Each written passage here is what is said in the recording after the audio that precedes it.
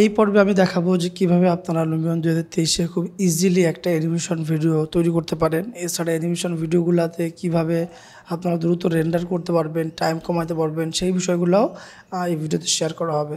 তো আমরা night render দেখেছি, ডে রেন্ডার দেখেছি। তো এখন হচ্ছে আমাদের কাজ হচ্ছে অ্যানিমেশন তৈরি করা। তো অ্যানিমেশন তৈরি করার জন্য আমরা চলে যাবো হচ্ছে মুভিতে যে চলে আসবো রেকর্ডে। তো আপনি অ্যানিমেশন আসলে কীভাবে ধরবেন এটা খুবই ইম্পর্টেন্ট। আমি এইখানে একটা ফ্রেম নিচ্ছি, ফ্রেম নিয়ে দেখেন আমি একদম লাস্টে এখানে চলে আসলাম।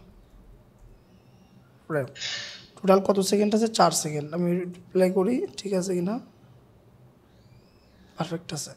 তো এখানে দেখেন সামনে একটা, এই যে এখানে একটা সুইং আছে, সেই সুইংটা ডিস্টার্ব করতেছে, ব্যাপার না। তো আমি এটা এখানে রাখলাম, রাখার পরে আর একটা নিলাম। এবার হচ্ছে আমি এখানে একটা নিলাম,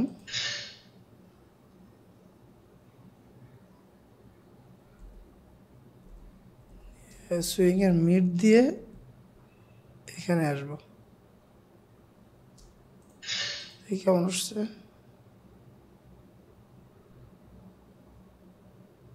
সুন্দর। এটাকে এটাও ঠিক আছে, টাইম ঠিক আছে। এখন হচ্ছে আমরা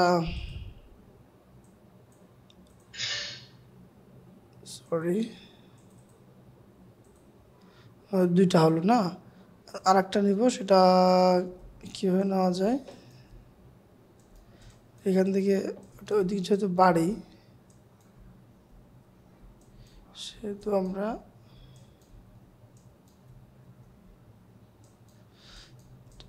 সিনেমাটিক একটা হালকা নেই। আপনার অ্যানিমেশনটা আসলে আপনার প্র্যাকটিসের উপরে হবে, এতটুকু নেই। আপনি যত ভ্যারিয়েশন অ্যাড করতে পারবেন তত ভালো হবে। কখনো একটা না 5 সেকেন্ডের উপরে কোনো জিনিস রাখবেন না, চেষ্টা করুন 5 সেকেন্ডের কম রাখতে, মানে একটা ফ্রেম। তো এইভাবে 5 সেকেন্ড করে আপনি সব টোটাল প্রপার্টির আপনি 1 মিনিটের একটা ভিডিও বানান, তো 5 সেকেন্ডে বেশি রাখবেন, ওটা দেখতে মানে ভাল লাগে, মানুষের ইন্টেনশন সুন্দর। এটা মেবি আমি 3 সেকেন্ড করে দিতে পারি, তাহলে ভালো লাগবে। ওকে, হালকা একটু মুভি টাইপের করার চেষ্টা করতেছি।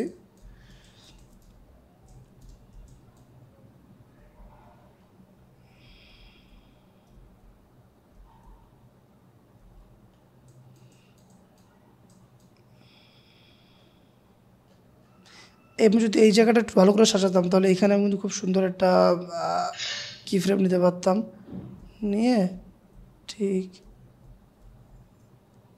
এই গায়েরটা, তাহলে এটাও দেখতে ভালো লাগতো। ওকে, এখন হচ্ছে আপনার ইফেক্ট অ্যাড করার পালা। তো ইফেক্ট অ্যাড করার সময় যে জিনিসটা খেয়াল রাখতে হবে, দেখেন আমি দুইভাবে ইফেক্ট অ্যাড করে আমি এটাকে রেন্ডার করতে পারি। হচ্ছে আমি ইন্টার মুভিতে ক্লিক করব, ক্লিক করে এখানে একটা ইফেক্ট অ্যাড করব। তো ধরেন আমি এখান থেকে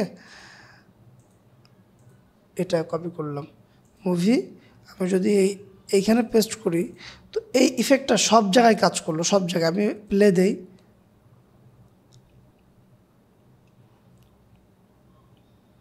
দেখেন সব জায়গায় কিন্তু ইফেক্ট অ্যাড করা ভালো রেন্ডার দেখাচ্ছে। প্রবলেম যেটা দেখেন এই ভিডিওতে যে আমার এই যে সুইং সেটটা ডিস্টার্ব করলো, আপনি এটা কীভাবে কাটবেন? যদি আপনি এখান থেকে নেয়ার ক্লিপস, কথার কথা আমি এটা নেয়ার ক্লিপস না এখানে অ্যাড করি,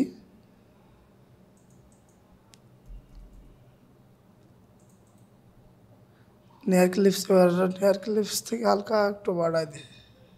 এই নেয়ার ক্লিপসটা কিন্তু প্রত্যেকটা ইসের জন্য অ্যাড হয়ে গেল। এখন দেখেন ওইটা নাই, কিন্তু এটা আমার অন্য কোনো ভিডিওতে প্রবলেম করবে কি না এটা হচ্ছে আমার দেখতে হবে। অন্য কোনো ভিডিওতে প্রবলেম করতেছে না, তবে অনেক সময় হতে পারে যে আপনার কোনো একটা ফ্রেমে অনেক বেশি নেয়ার ক্লিপসের পরিমাণ বাড়ানো লাগতে পারে। সেক্ষেত্রে আপনি যদি ইন্টার মুভিতে একটা এফেক্ট অ্যাড করেন, তাহলে যেটা হবে যে ওই যে আপনি নেয়ার ক্লিপসটা বাড়াইলেন, অনেক জায়গায় হচ্ছে এরকম কাটা চলে আসতে পারে। কেমন আমি দেখাচ্ছি, এই যে এখানে যেমন কাটা না, এই যে কাটা দেখাচ্ছে এরকম কাটা চলে আসতে পারে। তো এই জন্য আপনারা আরেকভাবে করতে পারেন যে এই ইন্টার মুভিতে পেস্ট না করে আপনারা ইন্ডিভিজুয়ালি এক একটা ক্লিপের জন্য ইফেক্টগুলো পেস্ট করবেন, সেক্ষেত্রে অনেক সুবিধা। লাইক দেখেন এই ভিউটার জন্য, এই যে ভিউটার জন্য আমি একটু প্লে করি, এই ভিউটার জন্য এই গ্লাসের রিফ্লেকশন খুব বেশি একটা ইম্পর্ট্যান্ট না। তবে আমি যদি কোনো একটা ভিউ নিতাম যে মনে করেন যে বাড়ির সম্পূর্ণ গ্লাসের ভিউগুলো দেখা যাবে, তখন কিন্তু গ্লাসের রিফ্লেকশন ইম্পর্ট্যান্ট। তো দেখা যাচ্ছে আপনি এমন একটা ভিউ নিলেন যে ভিউতে আপনার পুল দেখা যাচ্ছে না, বাট বাড়ি গ্লাস দেখা যাচ্ছে, তখন আপনি যেটা করবেন সেখানে রিফ্লেকশনটা শুধুমাত্র বাড়ি গ্লাসে অ্যাড করবেন, পুলে অ্যাড করবেন না, সেটা আপনার টাইম বাঁচিয়ে দেবে। বাট ইন্টায়ার মুভিতে যদি আপনি কোনো ইফেক্ট অ্যাড করতে চান, তবে সেখানে রিফ্লেকশন দিলে প্রত্যেকটা কম্পোনেন্টের জন্য রিফ্লেকশন দেওয়া লাগবে। যেটা আপনি দেখতে পাচ্ছেন প্রথম ফ্রেমে তার জন্য দেওয়া লাগবে, যেটা দেখতে পাচ্ছেন না কিন্তু লাস্ট ফ্রেমে আছে তার জন্য রিফ্লেকশন অ্যাড করে দেওয়া লাগবে। সেক্ষেত্রে রেন্ডার টাইমটা অনেক বেড়ে যাবে। তো তাছাড়া আপনি যদি একই সাথে ভিডিওতে ডে এবং নাইট দুটি দেখাতে চান, সেক্ষেত্রে তো আপনি ইন্টার মুভিতে পেস্ট করতে পারবেন না, তখন আপনাকে ডের ক্লিপগুলোতে আলাদা ইফেক্ট দিতে হবে আর নাইটের ক্লিপগুলোতে আলাদা ইফেক্ট দিতে হবে। সোজা কথা, আমরা যখন রেন্ডার করি তখন ইমেজ যেমন আলাদা আলাদা ইফেক্ট অ্যাড করি, সো চেষ্টা করবেন প্রত্যেকটা ক্লিপে আলাদা আলাদা ইফেক্ট অ্যাড করে ওই ক্লিপের জন্য প্রয়োজনীয় যে আপনার রিফ্লেকশান, তারপরে অন্য অন্য যা যা লাগে সেটা আপনারা ঠিক করবেন, তাহলে ভালো হবে। তা নাহলে যেটা হবে যে আপনার একই সূর্য একই জায়গায় আছে, প্রত্যেকটা ক্লিপে একই জায়গায় দেখাচ্ছে, দেখতে ভালো লাগতেছে না।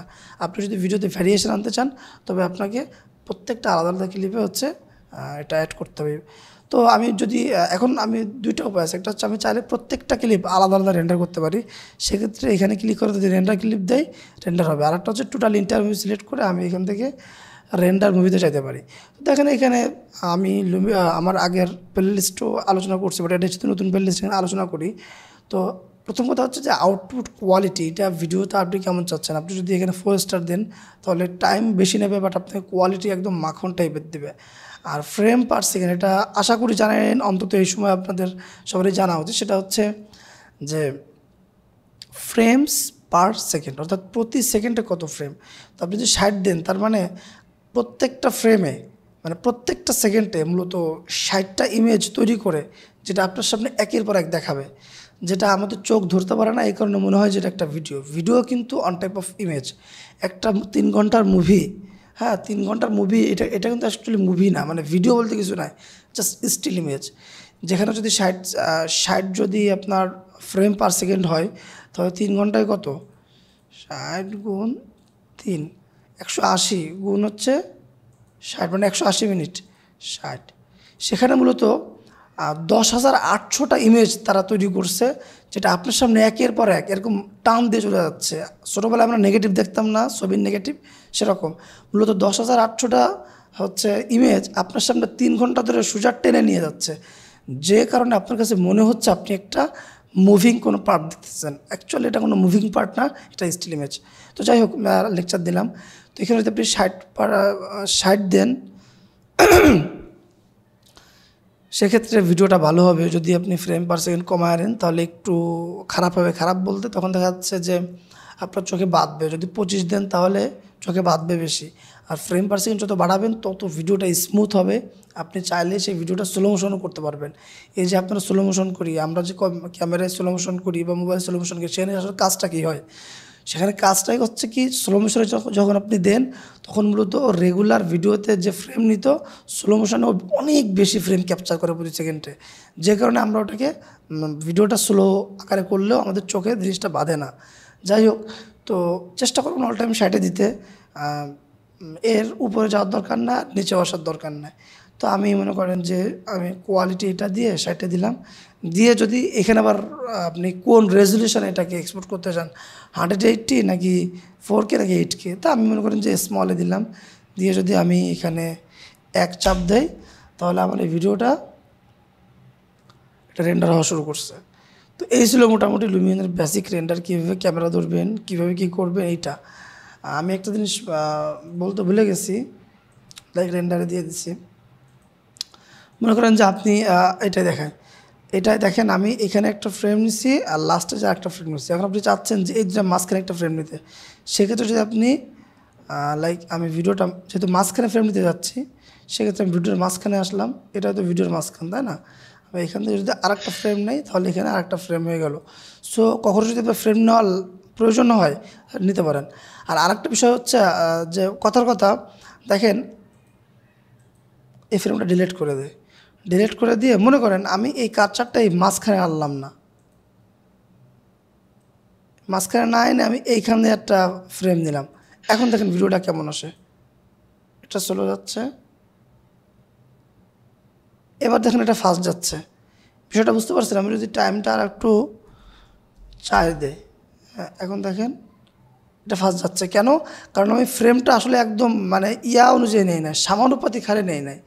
সো অনেকে দেখেন অ্যানিমেশন করে স্লো যাচ্ছে, স্লো মাঝখানে বুম করে একটা গাড়ির মতো মানে মোটরসাইকেলের সেই স্পিডের মতো টান দেয়, আবার স্লো করে।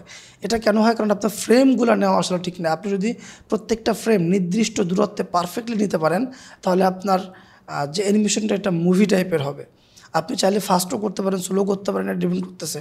লাইক আপনি হয়তো উপরের থেকে কোনো একটা জিনিস দ্রুত আসে দেন স্লো করবে, সেক্ষেত্রে আপনি টোটাল স্পেসটা প্রথমে হচ্ছে আপনি কম দিবেন, মানে কম এরিয়াতে সেকেন্ড ফ্রেম নেবেন, পরেরগুলো আস্তে আস্তে বেশি ফ্রেম নেবেন, তাহলে প্রথমটা অনেক দ্রুত হবে, পরেরগুলো হচ্ছে ধীরে হবে। এটা একটু অ্যাডভান্স, অনেকের হয়তো মাথার ভিতরে ধরতেছে না। ওকে, ধন্যবাদ। যদি আমার ভিডিওগুলো আপনাদের জন্য এতটুকু হেল্পফুল হয় তাহলে অবশ্যই চ্যানেলটা সাবস্ক্রাইব করে দিবেন। আর আপনাদের কোনো কিছু জানার থাকলে সেটা কমেন্ট বক্সে কমেন্ট করবেন। কোনো ভিডিও যদি আপনাদের প্রয়োজন হয় আমাকে জানাবেন, আমি চেষ্টা করব ভিডিওগুলো দেওয়ার জন্য।